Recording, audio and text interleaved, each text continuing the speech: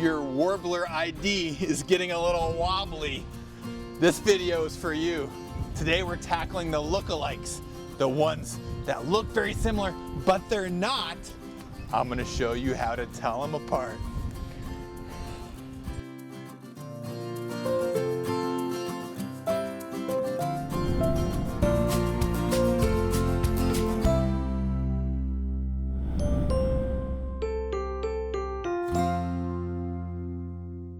This is part 2 of the Ultimate Warbler ID Masterclass. If you haven't watched part 1 yet, I suggest you do that now.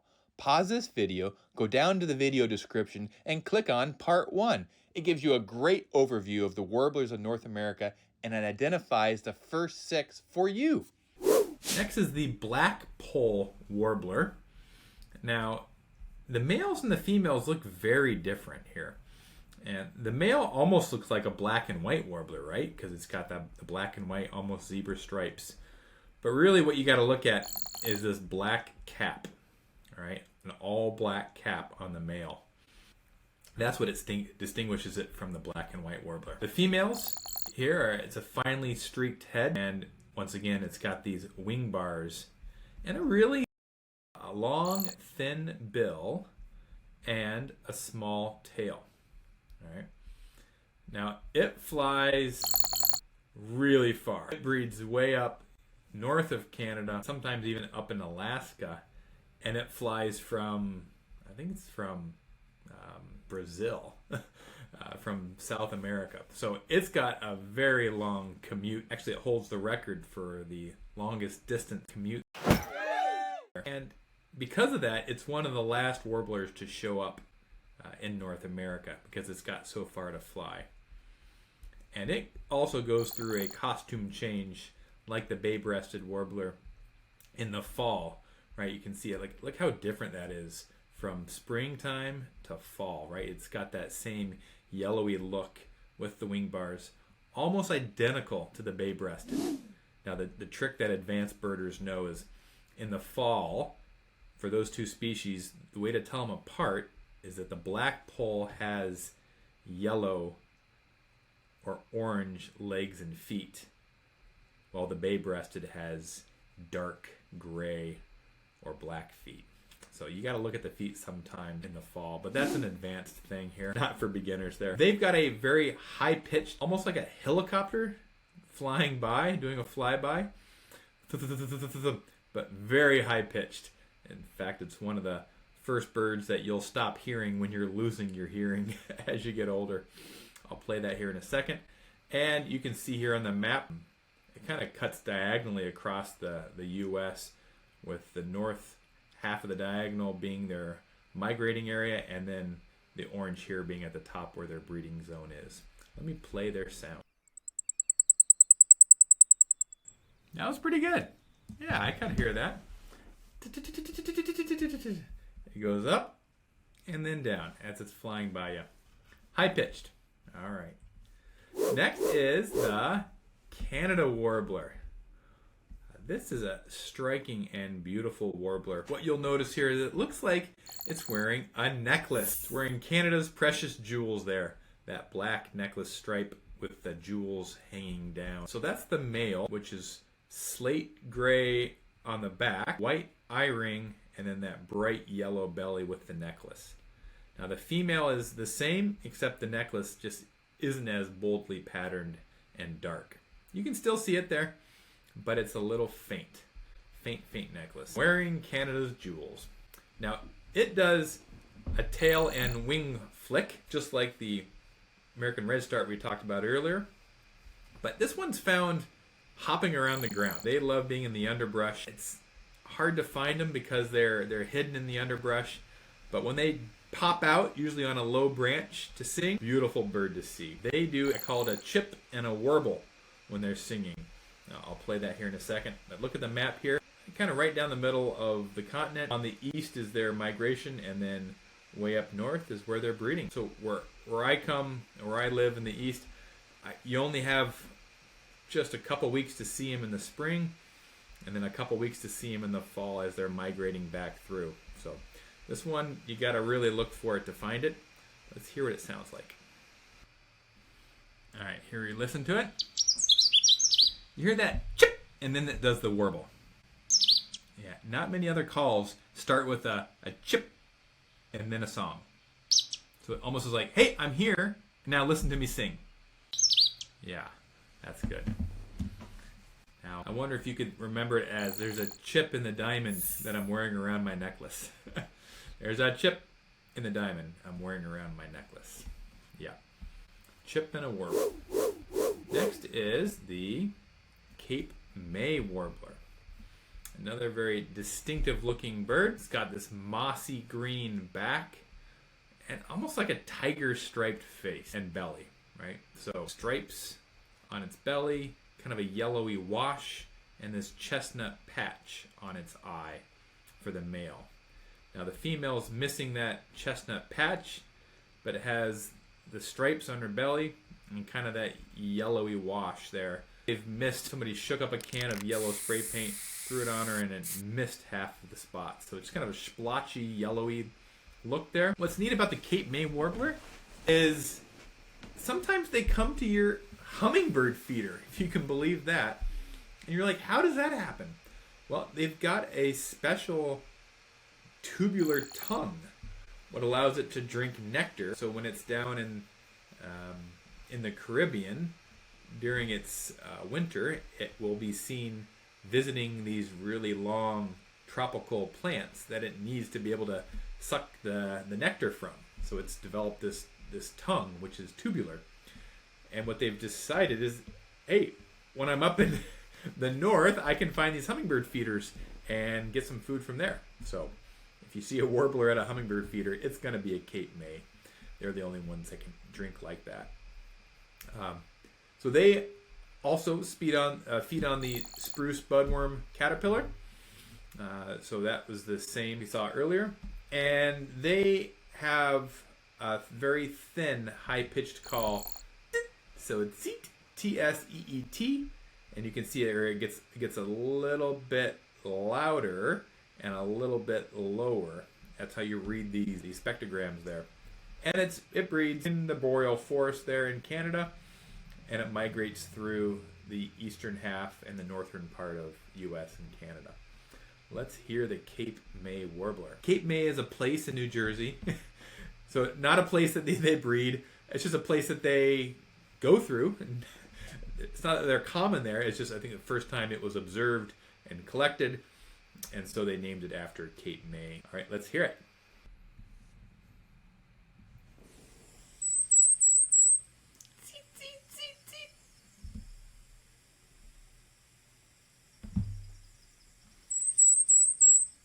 Yeah, there we go. Almost like the black and white warbler with the squeaky wheel, but it's a little thinner and a little higher pitched.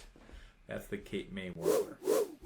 Now we've got the chestnut-sided warbler. It's got a chartreuse cap, a chestnut sides, and a tail that's cocked above the wings. So that's an interesting posture that really is unique here. If you see this tail that's cocked straight up, or at least above the wings, you can say, aha, chestnut-sided. And this chartreuse cap is a unique color that you really only see on the chestnut-sided warblers, especially in the fall when they lose the brown on the side. They don't lose that chartreuse cap. In fact, it almost seems brighter. So like that bright yellowy chartreuse is very unique and striking in the fall time. And so the way I remember this is I kind of think of it as a waiter bring a 7-Up to you. That's that arm lifted is kind of that tail that's cocked up, and the 7-Up is that bright cap, that 7-Up flavored chartreuse cap. Now the bay-breasted, don't get confused with it. It's got the brown on the throat there. The throat here is white. The chestnut is really like its name on the sides, the chestnut-sided warbler. So that's the male, and the female is a little less pronounced on the brown, and then in the fall they lose it all, pretty much all of it. They're found on the eastern side of the U.S. as well. They breed in southern Canada, northern U.S., And their call is easy to remember. It's please, please, pleased to meet ya. So almost same as a waiter coming to your table to introduce himself or herself. Please, please, pleased to meet ya. Let me play that for you.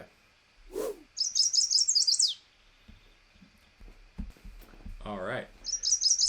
Oh, please, please, pleased to meet ya. Stop. Next in alphabetical order is the common yellowthroat. This is a very widespread common warbler and breeder across most of the U.S. and very easy to identify. So they call it the yellowthroat, but really it's got that big black Zorro mask on it. So that's the male. If you see that black mask going across the face with a yellow underside, it's a common yellowthroat. The female is the same except for it doesn't have the black mask, just has that yellow. And I get confused whenever I see a female yellowthroat. I'm like, what is that? What is that bird? And then I remember, it doesn't have the black mask. It's a female yellowthroat. She's much browner, but still has that yellow throat and the yellow under the tail. So the yellow under the tail, you gotta think, all right, it's not a yellow-rumped warbler because that yellow is somewhere else. It's a yellowthroat.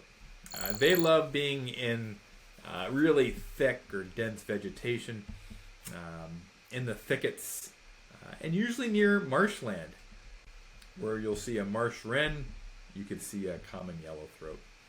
And like its black mask of maybe a witch, I think of it as like wearing a witch mask or a black hat. They go witchety, witchety, witchety. That's their sound. You can see it here on the spectrogram. Witchety, witchety, witchety. Let me play that for you. Witchety, witchety, witchety. That's the common yellowthroat. Next is the Magnolia Warbler, which to me looks a little bit like the Canada Warbler. It's got that same necklace, but these stripes on its necklace goes all the way down its belly. Very striking warbler with its gray cap, black mask. So it's like very charcoaly gray and black and white, offset by a bright yellow belly and throat. It's very common in the East and in Canada. It's got that pattern that's unmistakable, and it has an eye ring. So this is a kind of a broken eye ring, they would call it, with a white that goes only halfway around, but the female has a full white eye ring. They don't have the same black stripes. You can see some faint stripes here, or sometimes they're clean yellow like this one here. So there's some variation there in the females. It's got wing bars, eye ring, and their song is weeda weeda weeda, weeda weeda weeda. So it goes higher and louder as it goes. And they're found on the eastern half of the US and in Canada. It wasn't originally called a Magnolia Warbler. It was originally called the Black and Yellow Warbler, which makes sense. And Magnolia was the scientific name, but as time went on, the scientific name just became its nickname. So that became the common name. Let's hear the weeda weeda. Higher, higher, and down. Weeda weeda weeda. Down. All right, that is the Magnolia Warbler. Now we have the Nashville. All right. There's two warblers named after Nashville, Tennessee. The Nashville Warbler and the Tennessee Warbler. We're going to go through both of them. And they kind of look alike, so it's confusing. So this one, pretty much all yellow underneath from the back of the tail, through the belly, through the throat, all the way up to the bill. And then gray above. And then kind of a mix there on the back there. Kind of a yellowy gray. It's kind of like it's where the two colors mix on their wings. So the male has that dark gray, and the female is just like a lighter version. It's just a softer yellow and a softer gray. But what you really notice is that eye ring, right? That's a bold white eye ring. And it makes the eye look really, really big. All right? And you'll notice that there's no wing bars.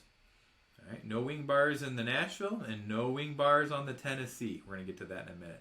So I always remember there's no bars in Nashville, which doesn't make sense because if you've been to Nashville, you know there's lots of bars. But maybe all the bars are in the town and there's none left for the bird. You'll notice when you see them in person that they just seem really round and cute. All right? And their song makes me think that they're sipping tea in Nashville. Because they go, it's a two-part song. You can see how the song changes here near the end. They go sip, sip, sip, sip, sip, tea, tea, tea. Sip, sip, sip, sip, sip, tea, tea, tea. And they're found mostly all across the U.S. and then they breed there in the north and in Canada. Let's hear the Nashville Warbler sipping tea.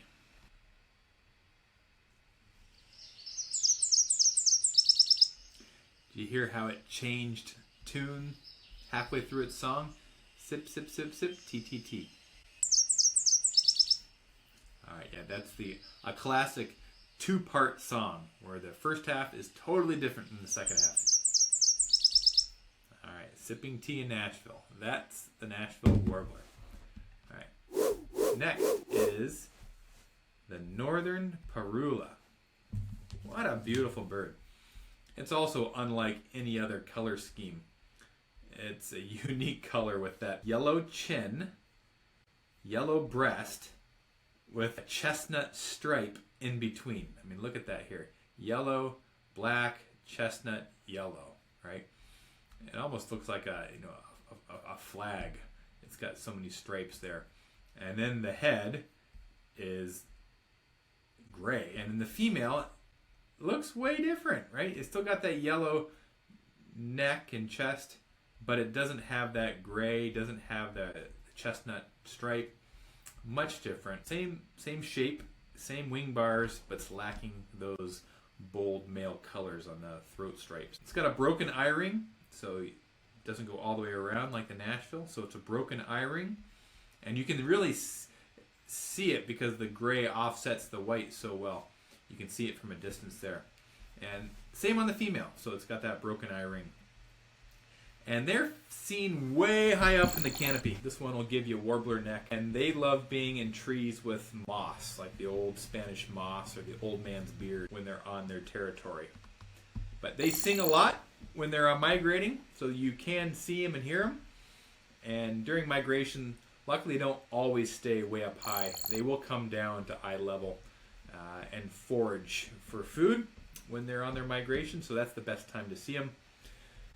You can see here on the map they're found on the east. They breed in the south.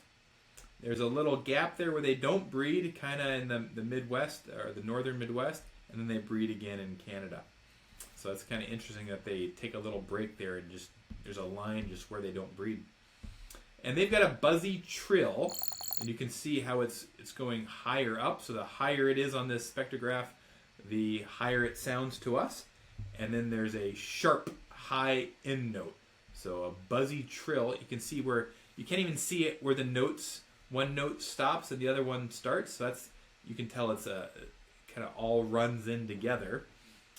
The notes are so close together, and then it goes really high, a sharp high note at the end. That's how you read these. All right, let's take a listen. Here we go. Yeah, you hear that really high. It's almost like a chip at the end.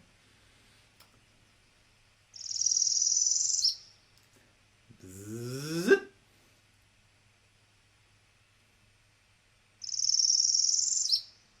There we are. The name is Parula. So a lot of the emphasis on the roo, Parula. It's another warbler that doesn't have the name warbler in its name. But when you hear someone talk about a Parula, and sometimes they just say Parula, they will stop the northern part. But it's important to note because there is a bird called the tropical Parula, which very rarely comes into the south of Florida. But it's good to know that there are two Parulas. This is the northern Parula. All right. Next is the northern Waterthrush. So another warbler that doesn't have the name warbler in it. And you look at it and it doesn't even look like the other warblers we've been talking about. Right? It almost looks like a thrush, which is interesting because it has the word thrush in its name. And I think that's a nod to what it looks like. So it's got that spotted chest, which can vary from white to yellow. You can see this one's way yellower than this one, but they're both northern water thrushes. And they get their name honestly because they love being around water. Whenever I find them, they love bogs, they love swamps, they love flooded areas, right? If there's a flooded field, that's where you're going to find them.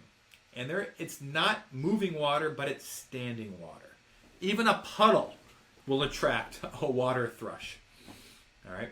And its behavior that you're looking for is it's constantly bobbing its tail, right? You can see here this thrush is mid-tail bob. It's constantly moving its tail. Now, the question is why? Well, some scientists guess it's because that constant moving won't startle the bugs that it's trying to eat. If it's just a constant move, like a branch going up and down, possibly. That's one theory. But what you're looking for is these bold stripes, this eye line over its eye, this eye stripe here, an eyebrow line there. You're looking for it in standing water, and it's very territorial. So you'll see if it's constantly calling to mark its territory, it doesn't want another water thrush nearby. It has a 3-part song. You can see in the spectrogram here, that's 1 part, here's 2 parts, and here's 3 parts. And it says, sweet, sweet, sweet, wee, wee, wee, choo, choo, choo. You'll hear that when you're standing in the swamp. Or you'll hear a metallic chink call. Chink, chink. Let's hear it live. Sweet, sweet, sweet, wee, wee, wee, choo, choo, choo.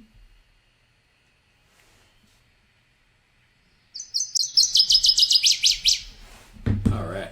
You did it. You got through the wobbly parts. Now, hopefully, your Warbler ID is on solid footing. Stay tuned for part 3, where we talk about warbler sounds and the importance of using your ears to identify the birds.